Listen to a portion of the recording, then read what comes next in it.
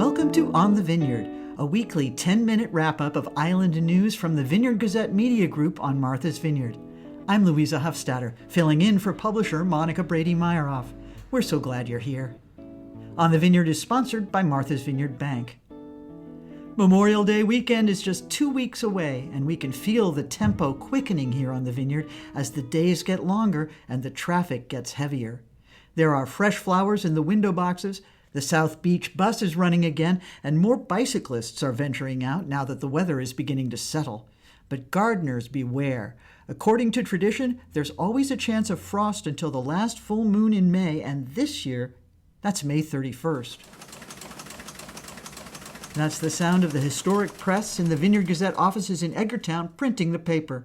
And that means it's time to go upstairs to the newsroom and check in with Editor-in-Chief Bill Evell and the reporters covering this week's news. Last week, the MVC approved the largest condominium project in the Vineyard's history.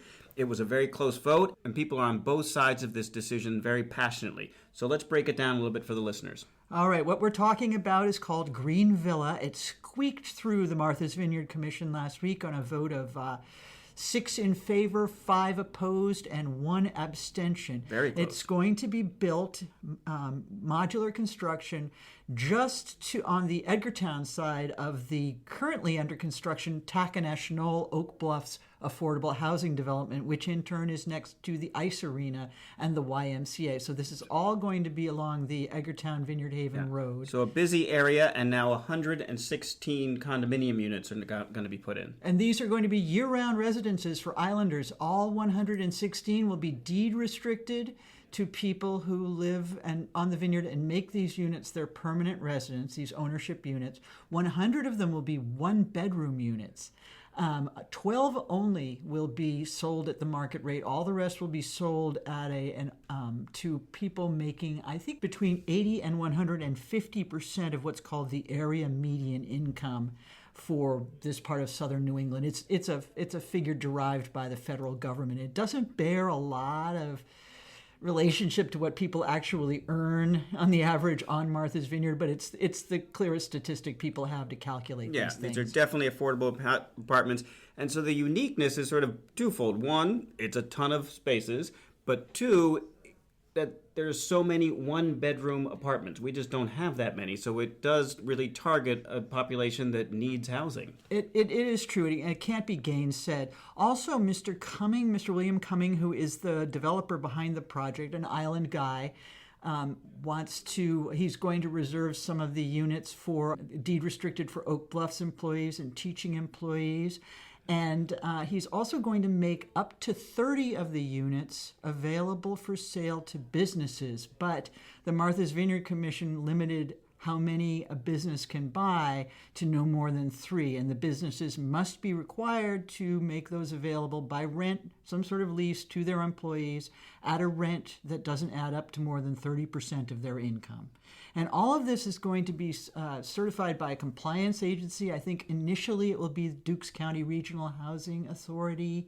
They may, contract that to someone else. It's not clear yet, but there will be means testing. People will have to prove that they live and work or are retired on the vineyard, and that there will be no short-term rentals. Yeah, that's the key. There's a lot of stipulations, so there's got to be some oversight, but that you can't then turn around and rent them out for Airbnbs or short-term rental is kind of key. Mm-hmm. It is very much intended to be housing for islanders. Nonetheless, it's a lot of housing. I told my bus driver the other day, I said, so what do you think, Tom? 116 new apartments. He said, I'm not going to drive that route. Yeah, exactly.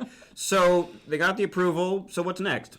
Next is they go back to the town. The town of Oak Bluffs already has agreed. Well, the town zoning board of appeals, which is the town in this context, they denied the special permit that Mr. Cumming was looking for, but they said at the time that once it passes the MVC, they would grant it. It was simply denied because it had to go through the Martha's Vineyard Commission process first. That's been done, so back to Oak Bluffs it goes. All right, well, we will continue to follow the story. Thanks, Louisa. Thanks, Bill. Turning now to Haley Sanlow, who has a story on a bit of good news for a species that doesn't often get good news, talking about the right whale population that comes through our waters each summer. They are a little bit larger in numbers this year, thanks to a great calving season. Haley, what did you find out? So the calving season for the North Atlantic right whales just ended in April, and we saw 23 baby whales, which is remarkable for the population of only a couple hundred. It's about 380 right now. In the last decade, the population has really struggled. It's a mixture of a lot of things, specifically human interactions, so entanglements with fishing gear and vessel strikes. So the population has really struggled since about 2009, 2010.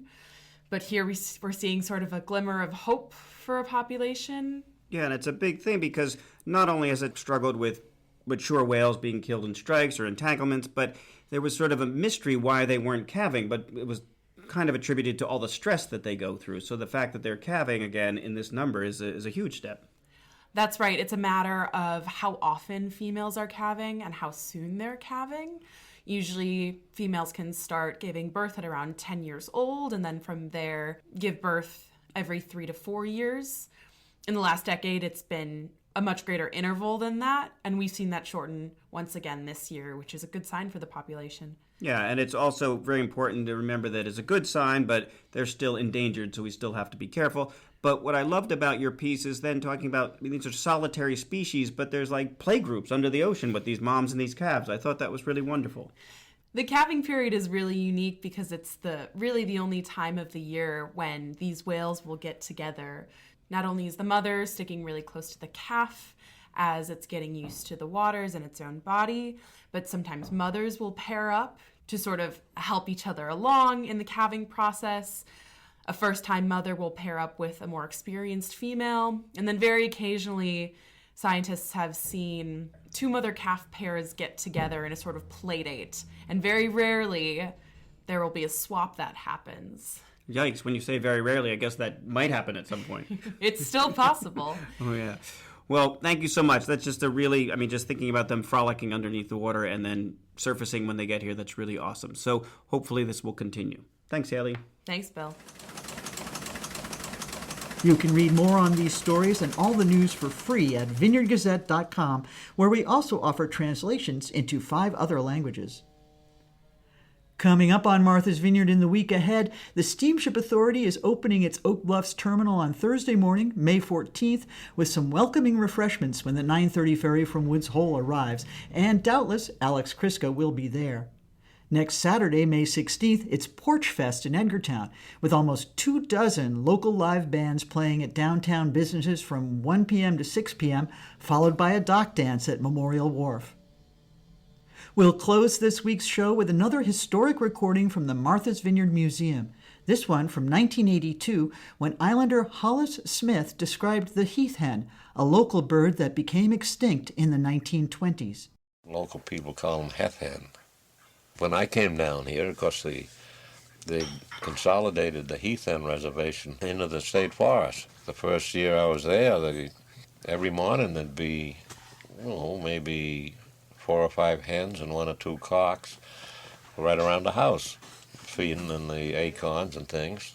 They were like a partridge, maybe that big, and color of the female, unless you really knew birds, I don't think you'd tell them from a partridge, because the male had these 2 sacs under here, ass sacs, and then he had 2 feathers that hung down, and then when he went into his mating dance, which he'd be pounding on the ground like this, these feathers would come up like this, and then he'd make his call and blow up these ass sacs, which was sounding boards, actually.